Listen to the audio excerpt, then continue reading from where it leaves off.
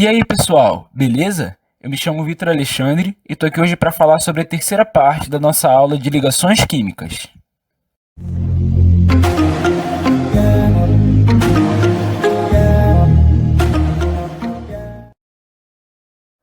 Então, gente, vamos lá.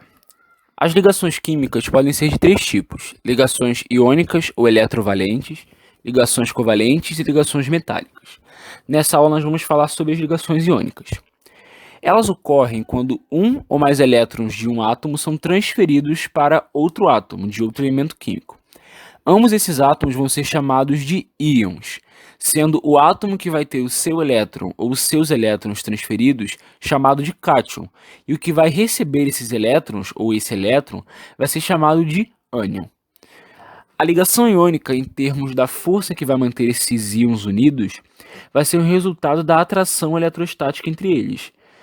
Então, nós temos íons de carga positiva e de carga negativa, e esses íons eles vão se atrair. Essa diferença de cargas vai causar uma atração eletrostática e o composto iônico vai estar formado. Vamos analisar agora as configurações eletrônicas de dois átomos, o sódio e o cloro, e a tendência que eles têm a perder ou ganhar elétrons. E quantos que eles vão perder ou ganhar e por quê? Bom, para o átomo de sódio, nós temos que ele tem uma configuração eletrônica que confere a ele um elétron na sua camada de valência. E é observado que ele tem a tendência a perder esse um elétron da sua camada de valência. E aí ele cessa a perda de elétrons. Mas por que isso acontece? Se nós analisarmos a configuração eletrônica do sódio depois que ele perde esse elétron, é a configuração eletrônica do gás nobre neônio. E nós sabemos que os gases nobres, eles têm uma estabilidade que todos os átomos de elementos químicos, todos não, mas uma parte deles vão buscar alcançar essa estabilidade. E o sódio é um caso de um elemento químico desse, que vai buscar a estabilidade de um gás nobre. Então, quando ele alcança a configuração eletrônica do neônio, ele para de perder elétrons, já alcançou estabilidade, então ele vai parar. Já o átomo de cloro, ele possui 7 elétrons na sua camada de valência. E foi observado que ele tem a tendência a ganhar elétrons, mais especificamente um elétron. Quando o cloro ganha esse um elétron, ele assume a configuração eletrônica também de um gás nobre, só que é o gás nobre argônio. Então, alcançou a estabilidade de um gás nobre, não vai precisar mais ganhar elétron, ok? Gente, a formação de um composto iônico é acompanhada pela formação de uma estrutura cristalina, de uma rede cristalina, na qual os íons eles estão arranjados de uma forma a maximizar as forças de atração e a minimizar as forças de repulsão. Essa estrutura cristalina formada geralmente é quebradiça, de modo que uma perturbação nesse sistema pode resultar na quebra das interações entre esses íons. Gente, os compostos iônicos, quando eles são formados, eles formam compostos no estado de agregação sólido. Então, por exemplo, cloreto de sódio, que é o sal de cozinha, o cloreto de potássio, entre outros compostos iônicos. E essa estrutura sólida que é formada, ela está arranjada de uma forma que as forças de atração elas estão no máximo, e as de repulsão estão no mínimo. Só que uma perturbação nesse sistema pode romper essa rede cristalina. Vamos pensar, por exemplo, nessa ilustração. Nós temos íons positivos e negativos uns aos lados do outro. Não vai nos interessar agora dizer qual íon qual íon é qual. Mas nós temos íons positivos e negativos. Vamos supor que nós batemos com o martelo nessas duas primeiras colunas, do lado direito. Quando nós batemos com o martelo, nós vamos deslocar essas colunas para baixo. E, inevitavelmente, os íons positivos irão ficar uns do lado do outro. E os positivos também. Então, os positivos vão ficar junto com o positivo e negativo junto com o negativo. E essa igualdade de cargas, né, cargas negativas ao lado de negativa e positiva ao lado de positiva, vai causar uma força de repulsão. Então, essa rede cristalina vai ser quebrada. Gente, vale ressaltar que pela formação de uma rede cristalina, quando a formação de uma ligação forma uma rede cristalina dessa, nós podemos entender o quão fortes são as ligações iônicas. São tão fortes que os seus compostos estão no estado de agregação sólido, que não é o que geralmente acontece com compostos moleculares. Então, a maioria dos compostos moleculares são ou gasosos ou líquidos. Galera, como que nós podemos relacionar as ligações iônicas e a simbologia de Lewis? Nós sabemos que a simbologia de Lewis, ela nos permite analisar os elétrons da camada de valência de cada átomo no processo de formação de uma ligação de uma maneira mais macroscópica. Então vamos fazer o seguinte, vamos tomar como exemplo o sódio e o cloro, do primeiro exemplo da aula. O sódio ele tem um elétron na camada de valência, então nós vamos representar o sódio pelo seu símbolo químico e o seu único elétron ao lado dele. E o cloro, ele tem 7 elétrons na camada de valência, que é o que nós vamos representar. Como o sódio ele tem o seu elétron transferido, nós vamos representar essa transferência por uma seta do elétron que está no sódio para o átomo de cloro. E aí, então, do outro lado da equação, nós temos os compostos iônicos formados. Só que uma coisa que nós podemos observar é que em cima do sódio, na parte superior direita, e assim como do cloro, nós temos uma carga, um sinal de mais e um sinal de menos, no sódio e no cloro, respectivamente. Isso acontece, nós vamos colocar esses sinais, porque quando um átomo vira um íon, ele vai ter uma carga ou mais negativa ou menos negativa. No caso do sódio, como ele vai perder um elétron, ele vai ter uma carga menos negativa, ou seja, mais positiva. Então nós iremos representar essa perda de carga por um sinal de soma, como o índice superior direito. Como ele perdeu um elétron, nós não precisamos colocar necessariamente o número 1, já se depende de que ele perdeu um elétron, que ele teve um elétron transferido. Mas se ele perdesse 2, seria ali 2 mais. Se ele perdesse 3, seria 3 mais. No átomo de cloro, nós temos que ele ganha um elétron. Então, esse ganho de elétron vai dar ao átomo de cloro uma carga mais negativa.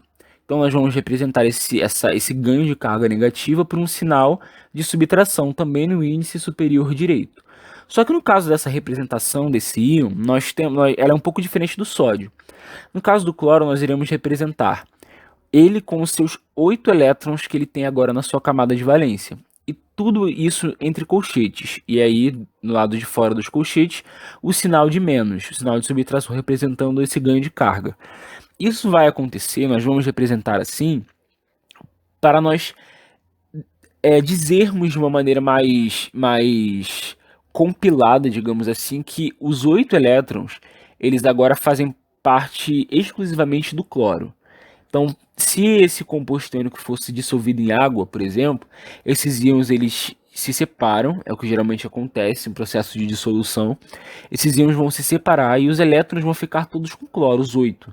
O elétron a mais que ele ganhou não vai voltar para o sódio não, vai continuar com cloro. E aí nós podemos ver que novamente o cloro assume a configuração eletrônica do gás nobre argônio e o sódio do gás nobre neônio. E isso acaba por nos evidenciar a regra do octeto. Então, se você não sabe o que é a regra do octeto, volta lá na primeira aula de ligações químicas, na primeira parte que eu explico o que é. No caso da ligação iônica, essa regra vai ser aplicada aos elementos do grupo 1 e aos elementos do grupo 2 e aos não metais. E uma exceção, o alumínio. O alumínio, mesmo sendo metal, que não é do grupo 1 e 2, ele vai seguir essa regra. Então, eu deixei para vocês aí uma tabela de alguns cátions e ânions que são comuns. Então, nós temos na primeira coluna alguns átomos, alguns íons, né, que são formados a partir dos átomos dos elementos do grupo 1. Nós vemos que, portanto, os elementos do grupo 1 sempre vão ter uma carga positiva mais, apenas um mais. Já os elementos do grupo 2 vão ter uma carga positiva 2 mais. O alumínio vai ter uma carga positiva 3 mais. E daí, a partir do nitrogênio, do grupo do nitrogênio até o grupo dos halogênios, eles são átomos que têm tendência a ganhar elétrons. Então, a família do nitrogênio vai ter o quê? Vai ter um ganho de 3 elétrons, então a carga é 3 menos. O grupo dos calcogênios ele tem uma tendência a ganhar 2 elétrons, então a carga vai ser 2 menos. E o grupo dos halogênios tem tendência a ganhar 1 elétron, então a carga vai ser 1 menos, que é o que nós falamos no caso do cloro. Tendo em mente essa regra, foi observado o seguinte, que os compostos iônicos eles são formados por átomos de elementos com baixa energia de ionização e por átomos de elementos com alta afinidade eletrônica. Se você não sabe o que é energia de ionização e afinidade eletrônica, você precisa voltar lá na aula sobre propriedades periódicas com a professora Daiane. Lá ela explica direitinho o que são essas duas propriedades periódicas, tá bom? E Para esses elementos com baixa energia de ionização e alta afinidade eletrônica, surgiu uma premissa que diz o seguinte, que um composto iônico é formado por átomos de um elemento metálico e átomos de um elemento ametálico. Geralmente os compostos metálicos, né, que vão seguir essa regra, que são do grupo 1 e 2, são átomos com uma energia de ionização muito baixa. E os ametálicos são átomos com uma energia de ionização, uma afinidade eletrônica muito alta. Então, a premissa básica da formação da ligação iônica é essa. Um composto iônico é formado por átomos de um elemento metálico e átomos de um elemento ametálico. Gente, algo que eu esqueci de falar sobre essa tabela que eu coloquei para vocês. Essa tabela não contém todos os íons que podem ser formados, tá? Eu coloquei apenas uns íons para ilustrar para vocês que os átomos que pertencem àqueles grupos, né, em sua maioria, que seguem as duas regras acima, eles vão ter geralmente essa carga. Então, os átomos do grupo 1 vão ter a carga mais 1, os átomos do grupo 2 a carga mais 2, o alumínio a carga mais 3. Alguns átomos do grupo do nitrogênio vão ter a carga 3-, já que no grupo do nitrogênio nós temos alguns metais. Assim como nos calcogênios e no caso dos halogênios são todos ametálicos. Então nós vamos ter que, eles vão geralmente sempre sempre ganhar um elétron ficando com a carga negativa. Então, essa tabela não contém todos os íons possíveis, tá? São só algumas representações para a gente poder se guiar melhor. Vamos lá. Para determinarmos a quantidade de átomos de um elemento que vai estar se ligando, a gente precisa levar em conta quantos elétrons precisam ser perdidos e quantos precisam ser ganhos. Vamos tomar um exemplo. Nós temos um átomo de cálcio que vai reagir com átomos de cloro. Bom, o átomo de cálcio inicialmente vai perder, ele tem 2 elétrons na camada de valência, e inicialmente ele vai perder um elétron para o átomo de cloro. E aí então o cloro, um átomo de cloro vai se tornar um íon e vai alcançar a estabilidade de um gás nobre, que é o gás nobre argônio. Só que o cálcio ainda não alcançou estabilidade. Ele ainda tem esse um elétron na sua camada de valência que precisa ser perdido. Então, esse átomo de cálcio vai ter que reagir com mais um átomo de cloro, e aí sim ele vai ter esse seu elétron transferido para o átomo de cloro. E aí então o cálcio vai ter a estabilidade alcançada e o cloro também vai ter a estabilidade alcançada. E aí nós vamos representar de duas maneiras, nós podemos representar de duas maneiras diferentes. Vamos representar o átomo de cálcio e a sua carga que ele perdeu, como 2+. E vamos representar o cloro com a mesma representação que nós vimos no exemplo do cloreto de sódio, entre colchetes ainda, com o seu índice superior direito, né, representando a carga que ele ganhou. E na frente dos colchetes nós vamos colocar o número 2, já que foram 2 átomos de cloro que reagiram. E, portanto, 2 íons foram formados. Ou vamos representar na forma mais usual apenas o símbolo químico do cálcio e logo depois o cloro, tendo nesse caso um índice inferior direito, que vai estar representando a quantidade de átomos de cloro que reagiram. Então nós temos o CaCl2. E agora você deve estar se perguntando, mas por que tem que ser CaCl2? Por que não pode ser Cl2Ca? É o que a gente vai ver agora. Para a gente escrever as fórmulas dos compostos iônicos, a gente deve seguir duas premissas. Primeira, o íon positivo sempre é escrito primeiro na fórmula. Então, o cálcio é o íon positivo, então foi escrito primeiro.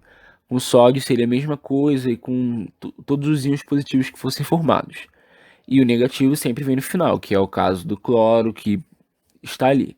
Mas essa premissa é a mais tranquila. A segunda diz que a relação de íons positivos e negativos deve ser pensada de forma que o composto seja eletricamente neutro. Então, como que nós vamos fazer para que essas cargas elas venham, digamos, se anular? Então, a gente vai se utilizar do seguinte artifício. Vamos lá, o cálcio e o cloro. O cálcio ele tem uma carga que é uma carga 2+. Ele vai reagir com 2 átomos de cloro. E o cloro, ele sozinho, ele vai ter uma carga 1- na formação de um composto iônico. E aí o que nós vamos fazer? Nós vamos trocar esses índices superiores pelos índices inferiores do outro átomo. Então vamos lá, o cálcio, como ele tem uma carga 2+, esse índice, ele vai passar, esse índice superior do cálcio vai passar a ser o índice inferior do cloro. E o cloro tem uma carga 1-. Então esse índice superior do cloro vai passar a ser o índice inferior do cálcio. Nesse caso, a gente não vai contar os sinais, né, gente? Nós vamos contar apenas o número. Então, se utilizando desse artifício, nós temos o composto CaCl2 formado. Então, nós vimos que, de acordo com o exemplo que nós vimos, que é realmente isso, o composto formado é o CaCl2. Então, esse artifício nos ajuda muito a encontrarmos a fórmula daquele composto químico, daquele composto iônico, é muito mais fácil. Vamos agora para o magnésio e para o oxigênio. O magnésio, ele tem uma carga 2+, uma carga positiva 2+. E o oxigênio tem uma carga positiva 2-. E aí nós vamos fazer o quê? Trocar esses índices.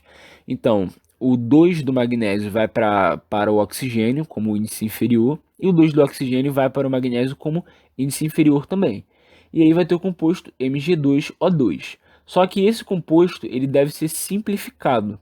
Então a gente pode simplificar, é como se nós estivéssemos dividindo esses números 2 por 2. E aí nós temos o composto simplificado MgO, que é o óxido de magnésio. Gente, agora eu vou um exemplo para a gente fazer junto. Qual a fórmula da substância iônica que contém os íons Na+, e os íons e o íon CO3 2-? Só uma ressalva. Esse íon CO3 2- é chamado de íon poliatômico. Então nós temos íons que são monoatômicos, como o caso do íon sódio, íon cloreto, íon cálcio, e nós temos íons que são poliatômicos, que é o caso do CO3 2-. Nós temos também íons como SO4 2-, que vai formar compostos ácidos que nós vamos ver em aulas posteriores, enfim. Então, esse CO3 2- é um íon poliatômico. Então, para nós encontrarmos a fórmula dessa substância, a gente vai usar o mesmo artifício que nós usamos no exemplo anterior, nos exemplos anteriores. Bom, vamos escrever o íon sódio já formado, Na+, e vamos escrever esse íon Cl3 2-. E aí o que nós vamos fazer? Vamos inverter os índices. Nós sabemos que o sódio perde um elétron, carga positiva 1+, e esse íon poliatômico, ele já deu ali a carga que é 2- dele.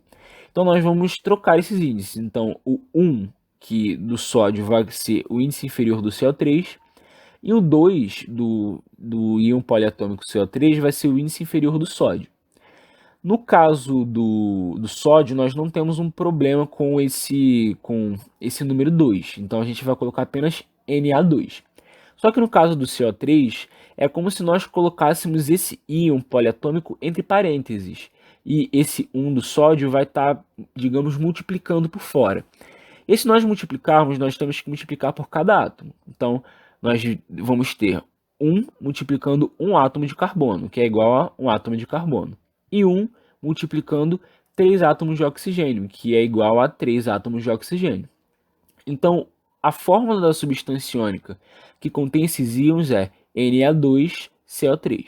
Então, esse artifício, gente, que nós usamos, ele facilita muito a nossa vida. Evita da gente ter que montar algum sistema, alguma coisa mais complicada. Simplesmente trocar os índices superiores para índices inferiores no outro composto iônico. Entenderam? Então, gente, é um artifício que ajuda muita gente, então vocês precisam saber, tá bom? Galera, é até aqui. Obrigado pela sua atenção. Espero que vocês tenham gostado da aula, espero que vocês tenham entendido. Valeu, um grande abraço.